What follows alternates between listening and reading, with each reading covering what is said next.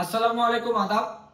তো আমাদের পলিটেকনিক ইনস্টিটিউটের বাইরে যে 6 দফা দাবি, সেই দাবিগুলো আমি দেখেছি এবং তাদের যে আন্দোলন বা রাস্তা অবরোধ, সড়ক অবরোধ ছিল, সেটাও আমি দেখেছি এবং সেটা নিয়েও আমি কথা বলেছি।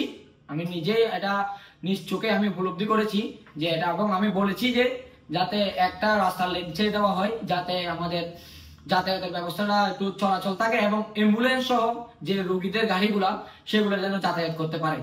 তবে আজকে সেনাবাহিনীর মতো একটা স্বায়ত্তশাসিত প্রতিষ্ঠান বা একটা দেশের সেনাবাহিনী হিসেবে, যাদেরকে আমরা চিনি জনবান্ধব, দেশের জনগণের বন্ধু হিসেবে কাজ করতেছে, দেশ রক্ষা এবং দেশের জনগণের রক্ষায় কাজ করতেছে, তাদের যে একটা ভাষা ছিল আজকে, যে গাড়ি চালাও না হয় গুলি করব।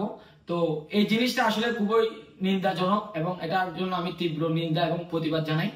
এবং আমরা যে বাংলাদেশ সেনাবাহিনী চাই যে দেশের এবং দেশের জনগণের পাশে থেকে কাজ করবে, দেশের জন্য কাজ করবে, যেটাকে আমরা মনে প্রাণে ভালোবাসি বাংলাদেশ সেনাবাহিনীকে।